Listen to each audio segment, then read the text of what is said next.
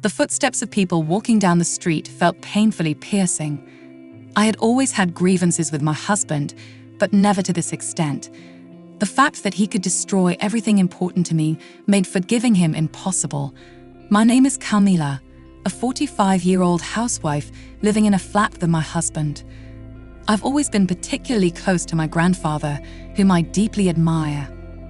My grandmother has passed away, but my grandfather is still healthy for his age, and we occasionally meet and talk. He is a very sincere and dutiful person, and his attitude of cherishing family above all is what I find most attractive about him. A family must support each other at all times.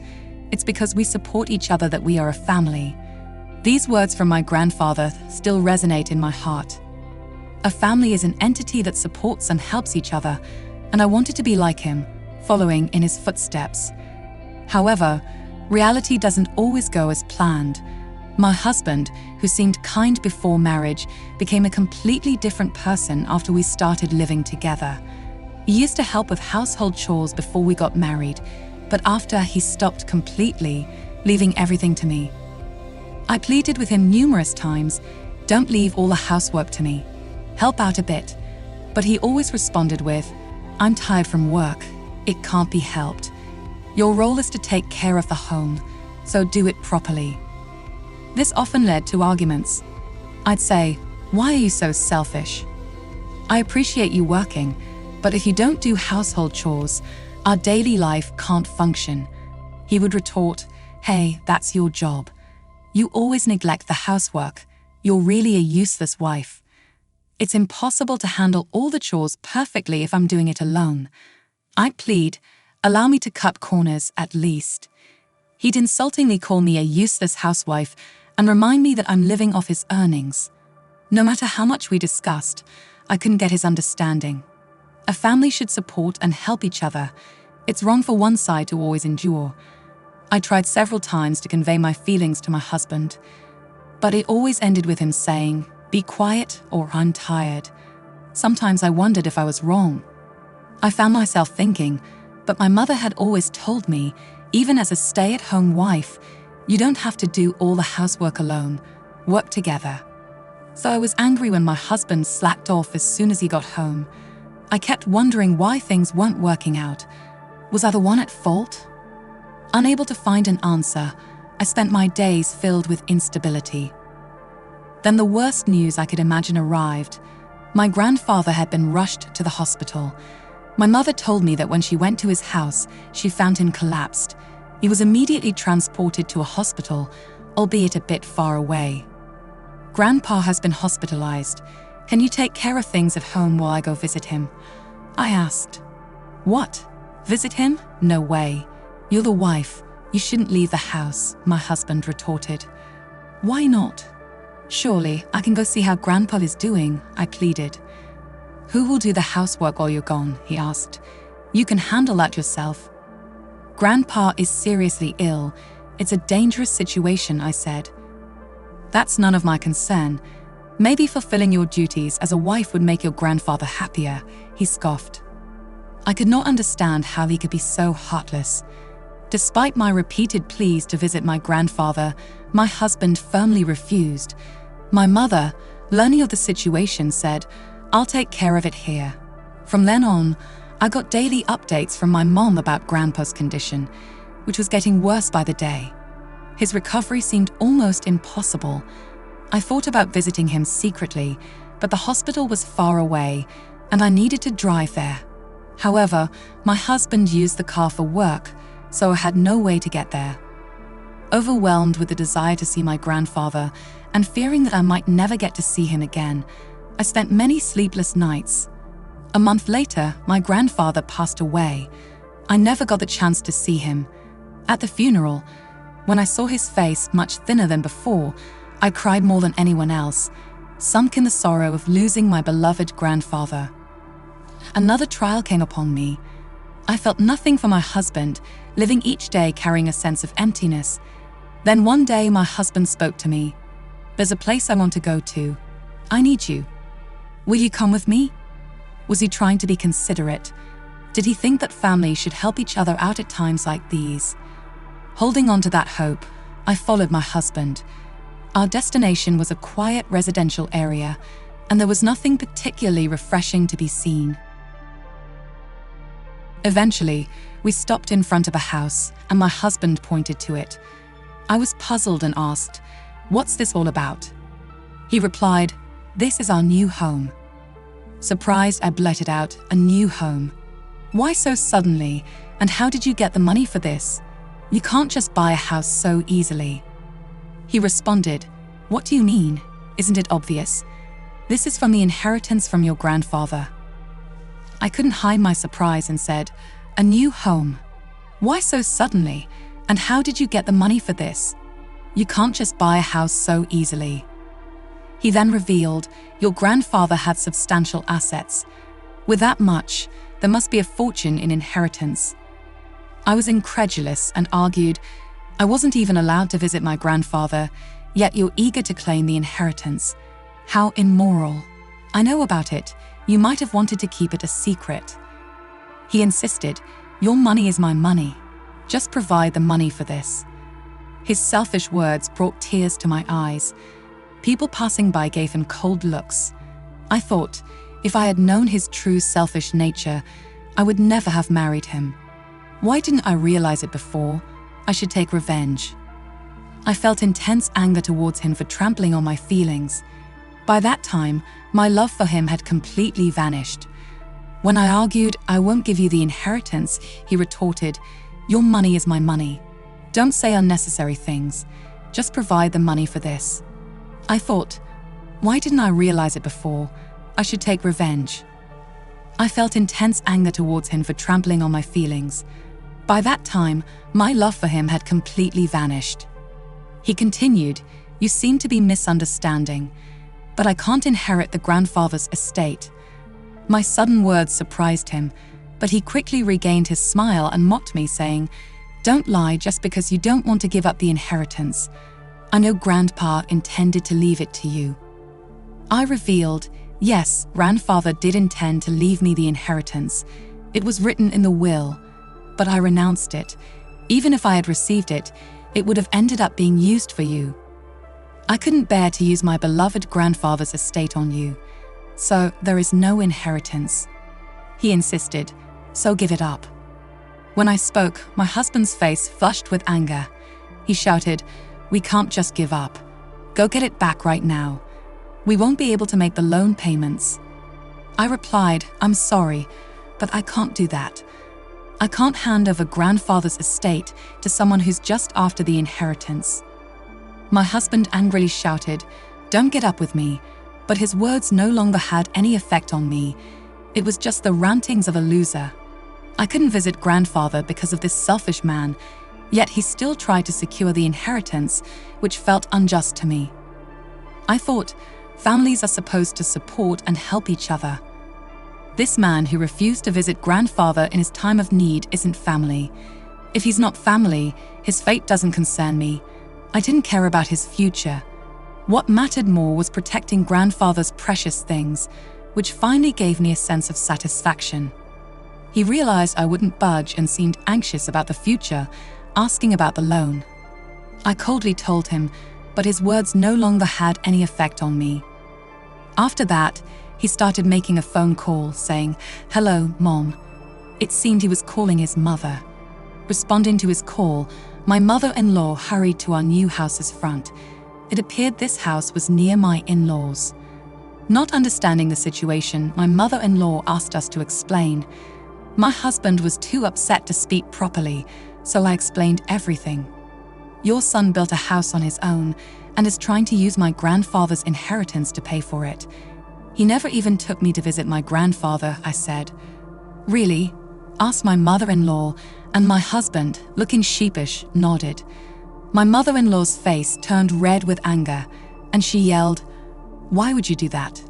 You didn't even take her to visit, and now you want the inheritance. That's irresponsible." She slapped my husband's cheek while yelling. My husband, not expecting to be scolded by his mother, started crying, saying, "I didn't mean it like that." His crying echoed through the residential area, but my mother-in-law's anger didn't subside. and she continued to scold him harshly. "Apologies to Camila. You're a terrible person," she said. "Mom, don't scold me so much." "I thought I was doing the right thing," my husband said. "Learn to tell right from wrong." "Your actions this time are completely mistava," my mother-in-law said. "I'm sorry," my husband apologized. I had become like a third party in the situation, but watching it all unfold, I felt a sense of relief. "I am so sorry," he apologized again, and my mother-in-law also apologized. "Camila, please help me," my husband begged. But when glared at harshly by my mother-in-law, he let out a sad gasp. Seeing an adult cry when scolded was a pitiful sight. As I watched this ridiculous scene, I said the most important thing: let's get a divorce. When I said this, my husband's already pale face turned even paler. Even after all my apologies, there are things that can't be fixed by apologizing. Our values don't align. "I wish I had realized it sooner," I stated. "Don't say that. I'm nothing without you," my husband said, clinging to my feet. He seemed not to want to let me go, but I had no love left for him. Continuing together was impossible. I can't live without Camila. What about the house? What about the mortgage? "I can't do anything without you," he pleaded. "That's not my problem anymore. I'm done with you, so give up," I replied. My husband looked despairing, but I had no intention of reaching out to him. My mother-in-law spoke as I shook my head. "If you want a divorce, do it. I'll deal with this foolish son of mine." "Yes, please. I never want to see him again," I added. With those words, my mother-in-law took my husband and walked back to her house. Until the end, he kept pleading, "Help me, Camila," but my heart was cold. Afterward, the divorce proceedings with him were completed. My ex-husband seemed to resist a lot, but under strong pressure from his mother, he reluctantly agreed. Since the divorce was his fault, I received compensation for my mental distress. Moreover, since the house was in his name, he had to take responsibility for the mortgage. Like to order some fancy restaurant for delivery. Max makes demands over the phone. I'm completely astounded by his selfishness. That's impossible. I'm still in the middle of sorting things out at the new house. What new house? Max's voice is filled with confusion. From behind, I can hear his wife Kate's voice, furious. "You can't always have things your way." I am Nancy, a 56-year-old homemaker. I've been married to Ava for 30 years. We met at work and got engaged about a year after we started dating. Ava's sincere words meant the world to me, and even after 30 years of marriage, he still makes me happy. About a year after our wedding, I got pregnant unexpectedly, but it was a joyful surprise for both of us. We named our son Max and cherished and raised him with all our hearts. As Max grew and started school, our days became even more joyful. However, once he started school, he began causing trouble. His behavior seemed out of control, disrupting classes and making his classmates cry due to his selfishness. Despite our apologies and scolding, Max didn't understand why his actions were wrong. In middle school, his problems persisted. He disrupted classes, injured another child, and was seen as a problematic student. Despite our worries and efforts to address his behavior through tutoring and private lessons, his grades didn't improve. By high school, Max continued to struggle, often disrupting classes. Ava and I hoped he would graduate successfully. We allowed him to take up a part-time job, hoping it would instill a sense of responsibility. Despite his modest allowance, he quickly spent it, and earning his own money seemed to make him happy. Max worked almost daily at his part-time job and earned a considerable sum, keeping his promise not to neglect his studies. Despite these efforts, the challenges persisted. Now, as I try to settle into a new house, Max's demanding behavior continues. He expects fancy restaurant deliveries and disregards my efforts to organize our new home. I hope that with time, understanding, and patience, we can navigate these challenges as a family. He found it challenging. As a result, we no longer receive any calls from his school without him. Ava and I were astonished at this change in Max. However, Max spent all his earnings and had no savings. He purchased numerous luxury items, and his wallets and bags were more expensive than mine, which surprised me. Eventually, Max graduated from high school, a feat that seemed miraculous. Moreover, he was offered a full-time position at the grocery store where he had worked for 3 years. His securing a job was a great relief for us as his parents. When Max got the job, he decided to move out. He wanted to be independent and live freely. While I felt a bit sad about his leaving considering the effort we had put into raising him, I also recognized that he was now a grown man, and seeing him work hard was a good thing. After Max moved out, he rarely returned home. We had hoped he would come back at least for the Christmas holidays, but he didn't return during his first year away. He probably wanted to enjoy living alone. Although it was disappointing, Iva and I understood and didn't say anything. We thought that in the future, we would probably celebrate holidays just the two of us. However, there were no signs of Max returning. He didn't come home during the possible summer vacation or at any other time, and there was no contact from him. We hoped he would return for the next New Year's holiday, but again he didn't. Worried about whether he was safe, we started to get anxious and tried to contact him. Unfortunately, he didn't respond to our calls. After persistent attempts, he finally answered. "What? You're being annoying. What do you want?" Max responded irritably. "I'm relieved. We were worried about you. You haven't come home or contacted us since you left. We were worried about your safety." "What? You're calling me repeatedly for that." "It's not just that. We were really worried." "Annoying. I'm drinking with friends right now. Don't bother me." "Sorry, but can you come home at least once a year?" "We are worried about you." "Fine, I get it. I'm hanging up now," Max said, ending the call. Whether he doesn't understand his parents' worries or he's just self-centered, I wasn't sure. But I was relieved to know he was doing well. That was a small comfort. However, Max rarely returned home after that, and we had nearly given up hope. Then, about 5 years after he started living alone, Max suddenly visited our house. "Mom, Dad, it's been a while," Max greeted us. "Max, you're here so suddenly. Is something wrong?" I asked, surprised by his unexpected return. "Something wrong? Didn't Mom tell me to come back?" "That's true, but you could have at least informed us beforehand." "Sorry, but you're happy to see me, right?" "Yes, of course. Were you well? You haven't contacted us at all." "Okay, Dad, no lectures, please.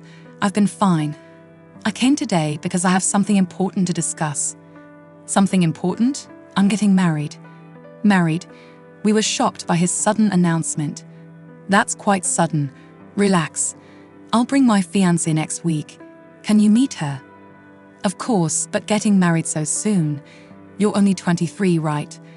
People get married at this age all the time." "That's true, but just when I thought Max's sudden visit was surprising enough. Max dropped this unbelievable news, and we were almost heart-stopped with shock. As promised, a week later, Max brought his fiancée to our house. "Hello, I am Kate, Max's fiancée." Kate was flashy and fit the image of a modern young woman.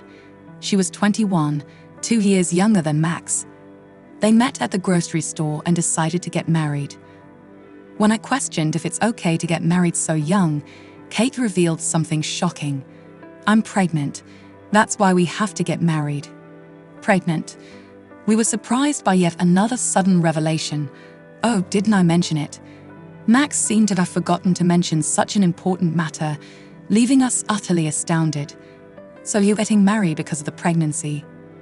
"Exactly. We plan to have the wedding before Kate's belly becomes noticeable." The conversation moved quickly, and we struggled to keep up. Then, Max made a request. "We need to pay a deposit for the wedding venue soon, and we're a bit short. Can you guys cover it?" We were speechless. After all of the sudden news, now he was asking for financial help. We can't just come up with money like that on short notice. "Well, we're in trouble too. We've already invited friends to the wedding. That's putting the cart before the horse. Max and Kate looked visibly upset. I didn't think my parents would be so heartless. You're okay with us being sad because we can't have our wedding. That's not what we mean. Then, as parents, shouldn't you at least cover the wedding expenses? Max's words were echoed by Kate. Though it seemed unreasonable, we didn't want to ruin their important wedding. Reluctantly, we decided to prepay the wedding expenses, paying $113,000, so suddenly was exhausting both mentally and physically. Still, seeing Max and his fiancée happy, we accepted the situation.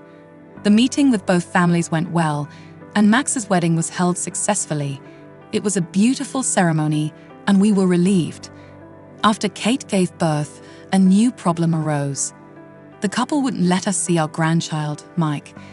When we tried to visit the hospital, Max told us to wait because Kate was tired. It seemed reasonable to avoid stressing her right after childbirth. We waited for several months, but Max never initiated contact. When we reached out, we were repeatedly told that it still wasn't a good time to meet. We felt uncomfortable with Max and Kate as they didn't let us meet our grandchild, but didn't forget to remind us about the birth celebration gift. They never visited us, and their home address was kept unknown to us. It was only after a year during the Christmas holidays that we finally could meet Mike. They visited our house briefly, just for a short talk at the front door, and we got to hold Mike only once. For that brief interaction, they demanded $200 for a Christmas gift. Afterward, as expected, Max and his family disappeared again. 4 years passed quickly, and one day Ava and I learned something astonishing. Max's family suddenly visited our house, and to our surprise, Max and Kate had another child. He was now 3 years old, and the older one, now 5, had grown so much that we might not recognize him on the street. Why are you here today? I couldn't truly rejoice at seeing the grandchildren's faces given without asking in advance. After cutting off ties with us, what could their purpose be? I suspected it wasn't good news. Then the couple made a shocking statement. "We're planning to move in here," Max announced. "Are you serious? You mean to live together?" "Yes. I thought Mom and Dad would be happy. You can be with your grandchildren and me every day." "Why suddenly?" "We won't have to pay rent, and Mom and Dad can help with the kids." I realized their motive. We hadn't seen our grandchildren for 4 years. It's the same whether we see them now or not. Ava agreed, exactly. We've been blatantly ignored. It's unfair to be relied upon only when you want. Max got furious at our response. "What are you saying? I'm offering to live together. I was even thinking about taking care of you in the future. Anyway, moving in is a done deal." He ranted and then left with his family. It was hopeless. Our son had grown up to be this way, and we had some responsibility for it. But Max was an adult now with his own family, and further intervention from us was unnecessary. We firmly decided not to live with our son's family. However, Max and Kate seemed serious about moving in. A few days later, we were stunned to see many cardboard boxes delivered to our house, sent by Max. It appeared they were determined to move in by force. The boxes had arrived, but Max's family hadn't yet. They were probably planning to come on a different day. Ava and I acted immediately. We changed the keys to our house and contacted a moving company. We owned a condo bought as an investment, and we decided to move there. Luckily, the movers were available the next morning, so we could quickly arrange the move. We transported some items ourselves and left the larger furniture and appliances to the professionals. Afterward, we went to a real estate agent to start the process of selling our house. We were determined not to let Max and Kate have their way. The next morning, the movers arrived, and the work was completed swiftly. Max's family hadn't shown up yet. It seemed we had made it in time. After settling into our new home, we celebrated each other's swift actions.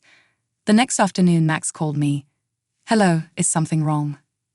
"No, the question is, what happened at your end?" Max began half laughing.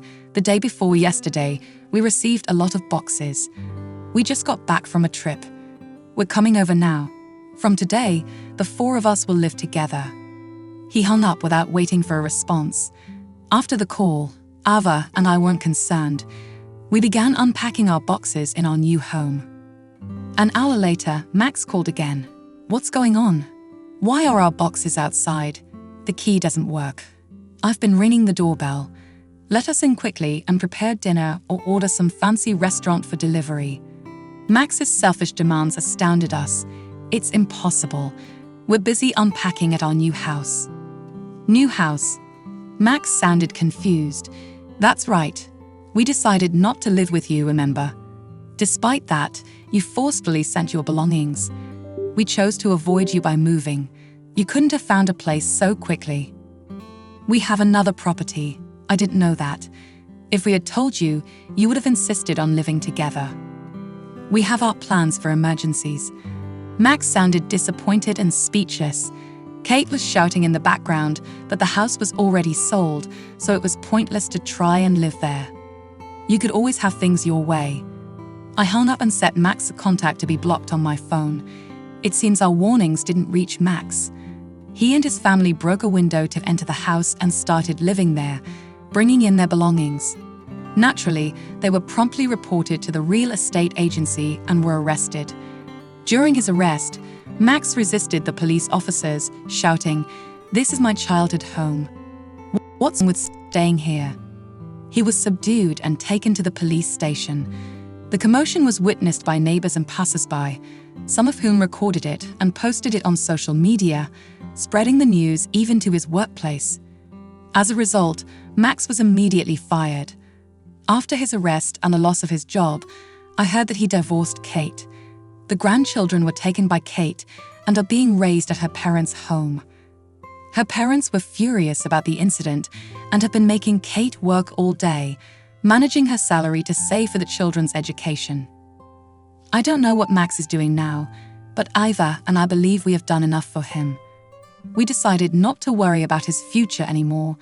From now on, we intend to live happily together, just the two of us. I hope you guys enjoy our video. To watch more interesting stories, hit that subscribe button. Thank you.